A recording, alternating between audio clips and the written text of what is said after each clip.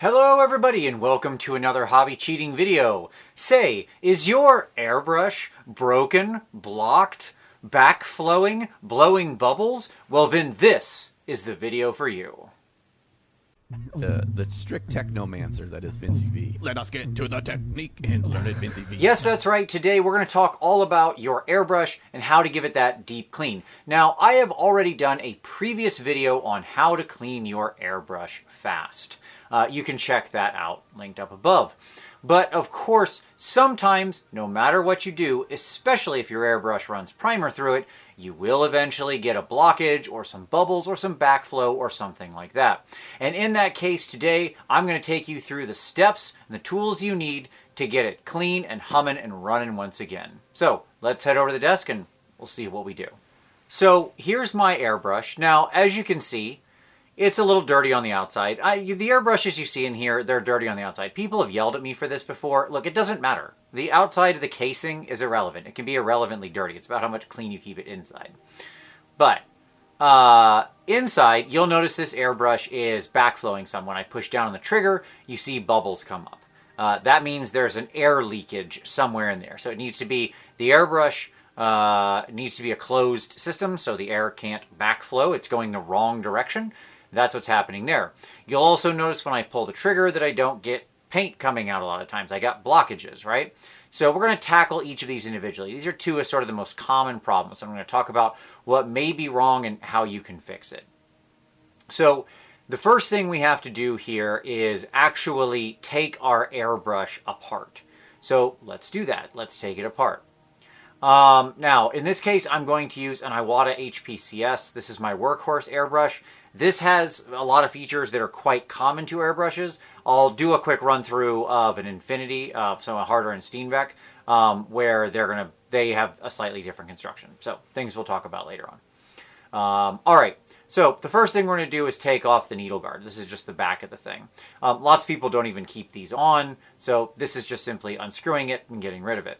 The next thing we're going to do is take the needle chuck off completely and set it to the side. You'll notice I'm working on a paper towel here. I'm not just working on my very slick desk. That is because I want to be able to keep everything in sight and on a higher friction surface. So with the needle chuck off, then I'm going to go ahead and slide the needle carefully out the back. So first question answered.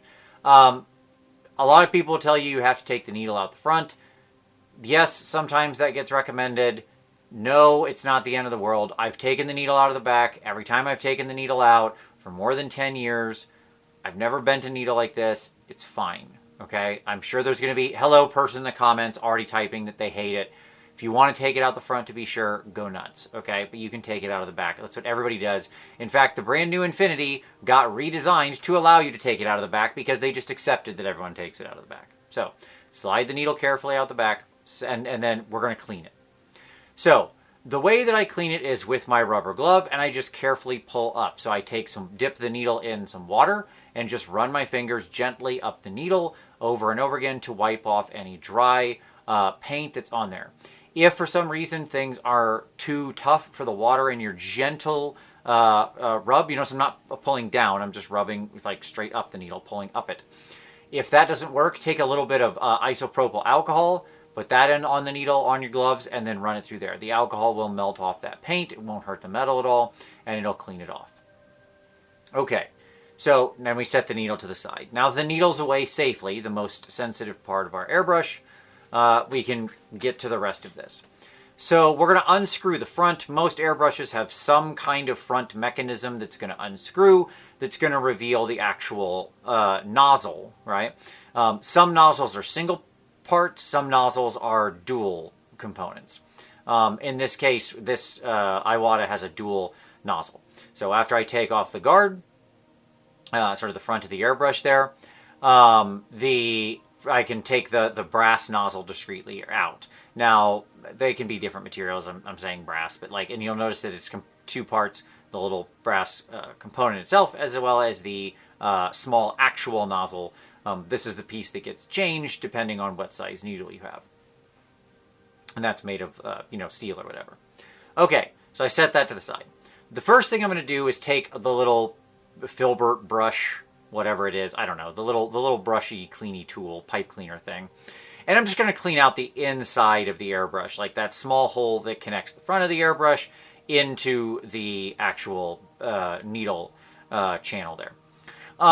Now, these a word about these little pipe cleaner tools. They're terrible. They're generally bad. I keep one around for just this general scrubbing. The issue is they're going to lose little fibers, and you don't want those stuck in your airbrush. So you need to be really careful when you use these and rinse afterwards.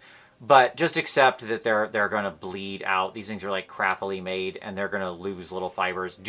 So always rinse everything out before you reassemble it, which I do here before I put everything back together at the end. But this just gets rid of any detritus that might be in that body area. Most of your clogs, though, aren't happening in there.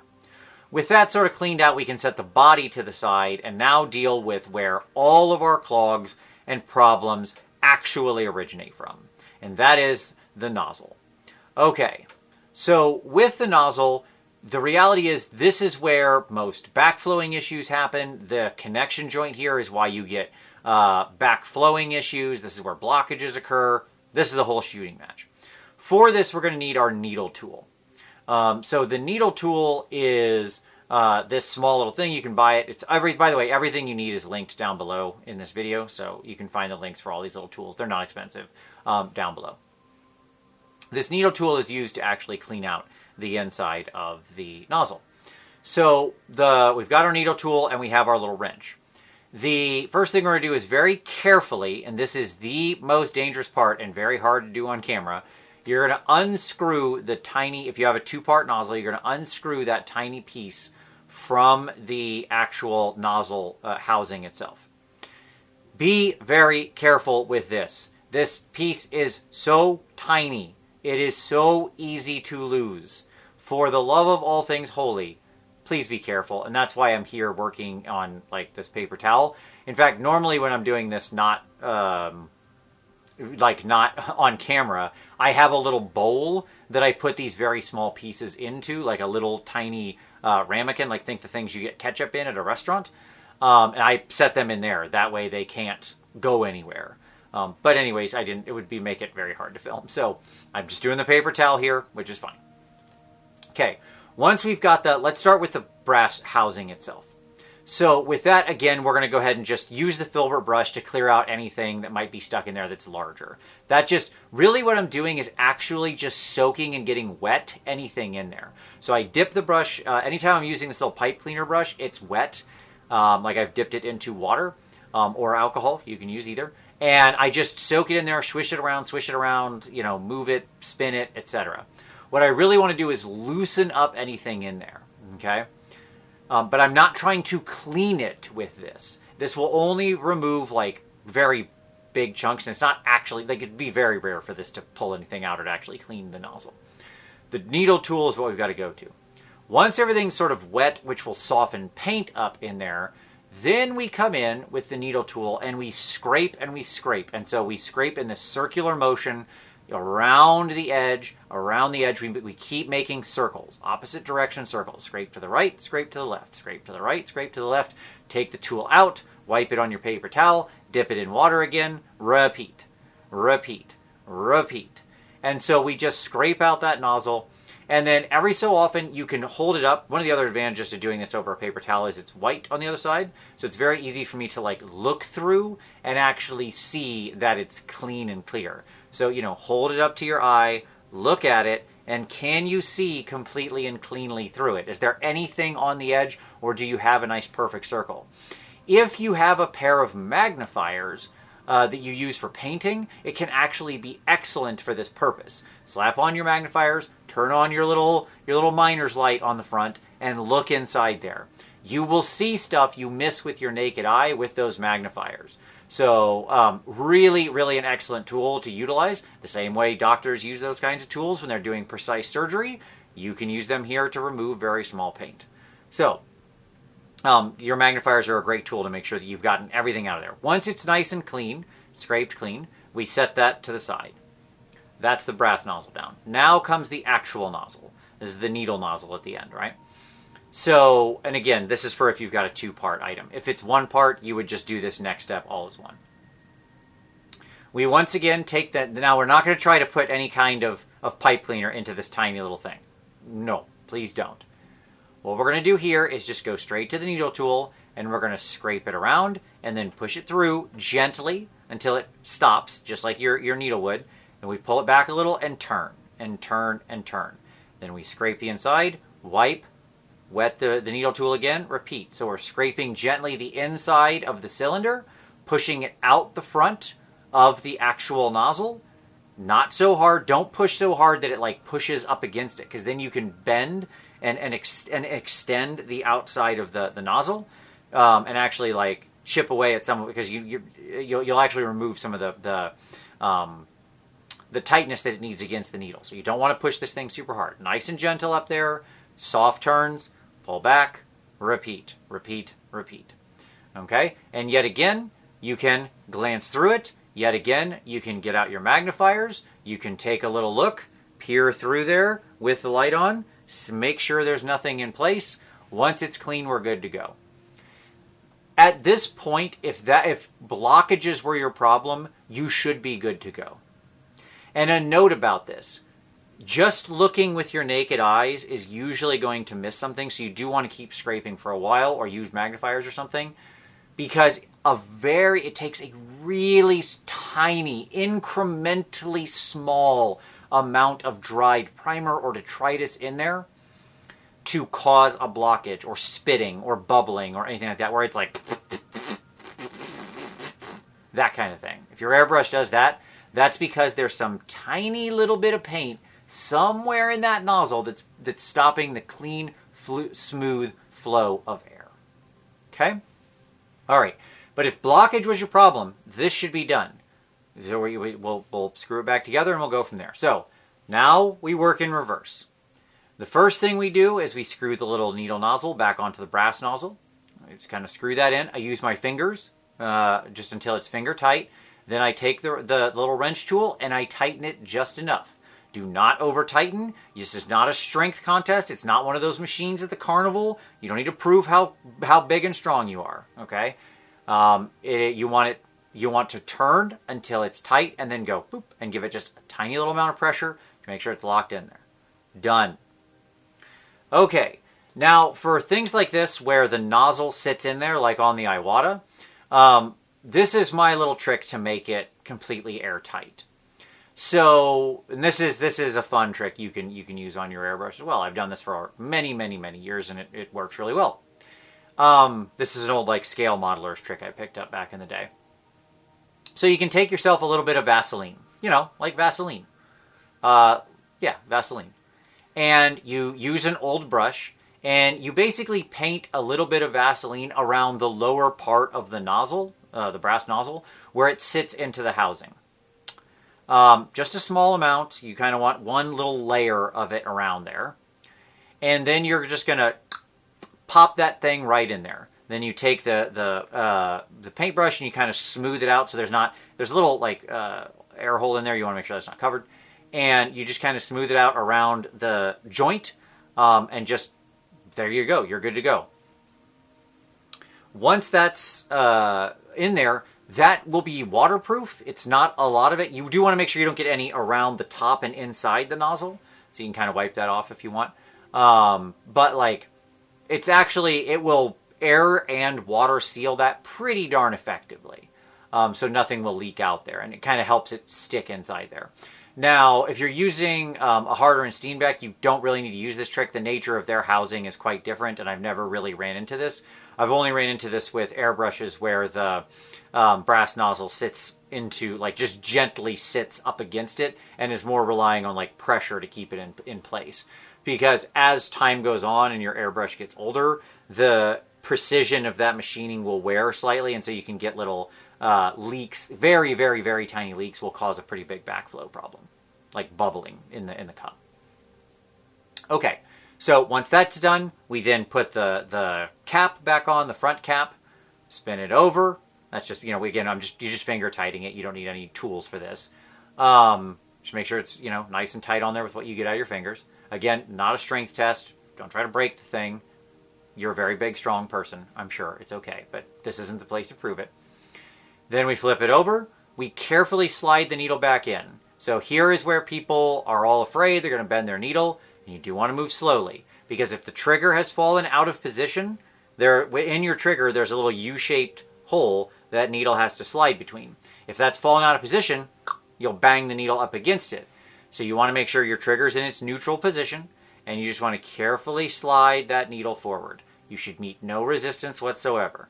It should just slide straight through, in through the cup, in through the front of the nozzle, and so on. Once it comes out the front and is seated back in its housing and is all the way pushed forward, you're good to go. Re-hit the chuck back on the end to tighten it and hold the needle in place, and then put the needle guard back on. Now, with that, we've reassembled the thing. If you get bubbles flowing back, that's because there's somewhere in that front housing that air is leaking from.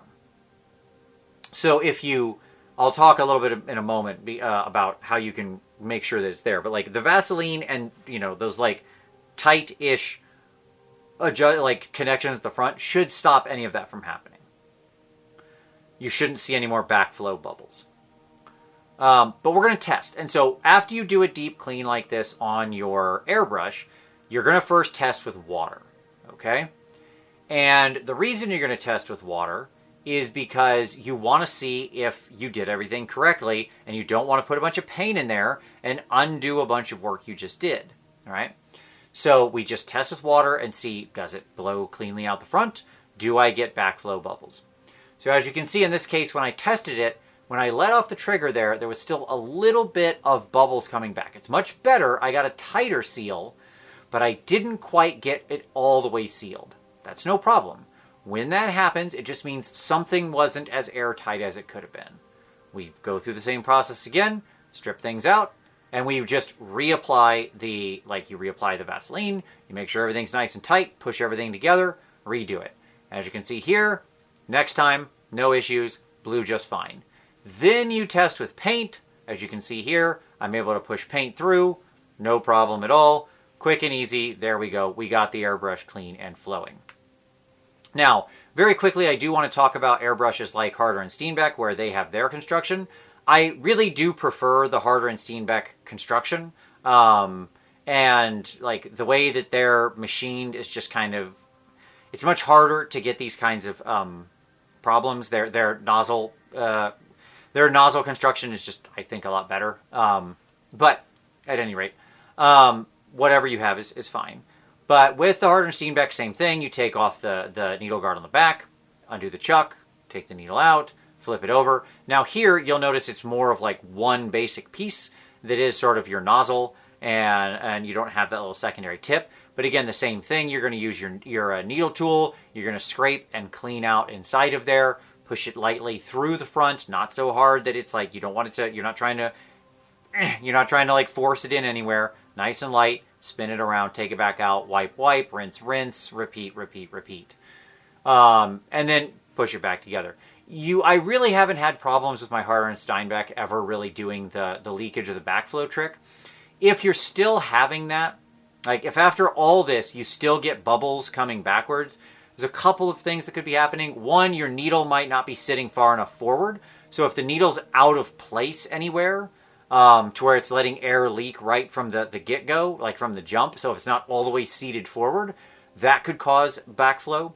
If your needle is, so like if the chuck isn't properly tightened and it's not pulling correctly, or it's kind of jumping in its pull, so you don't get a smooth pull of the needle, that could cause bubbles. So like make sure that those kinds of things are appropriate. Make sure the needle's properly seated, the chuck is properly tightened, all of that kind of stuff. If your needle is bent or damaged, that can also cause this. Same with the nozzle.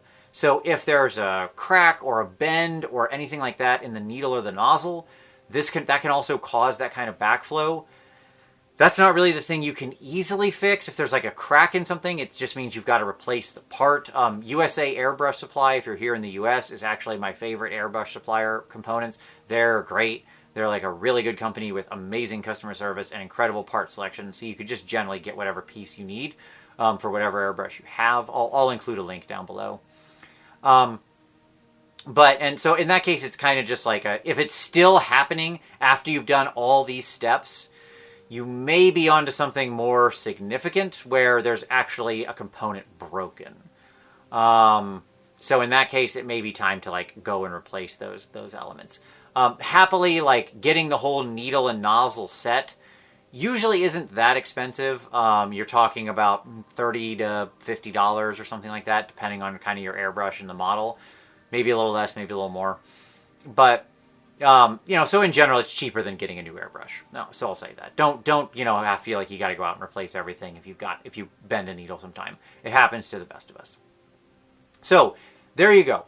That's how you get in that deep clean to your airbrush, how you stop those blockages, those bubbles, anything like that. And if I didn't answer your question, if you're running into a challenge that I didn't address, drop that down below. I'm happy to help you try to get the most out of your airbrush. It's a precision tool, but let's face it, it can sometimes annoy the heck out of us. If you liked this, give it a like. Subscribe for additional hobby cheating in the future. We have new videos here every Saturday. If you've got questions, like I said, drop them down below. I always answer every question asked. If you want to support the channel, I would really appreciate it if you did. You can do that by hitting like, hitting subscribe. That's all free. But if you want to actually throw some money at us, that's great too. There's affiliate links down there for everything I've talked about in this video. Doesn't cost you anything extra. In fact, it often saves you money and helps give the channel a nice kickback and is deeply appreciated. There's also, of course, the books that Uncle Adam and I write. You can check those out if you're looking for a new game. And of course, there's our Patreon, focused on review and feedback and taking your next step on your hobby journey. As always, though, I thank you so much for watching this one, and we'll see you next time.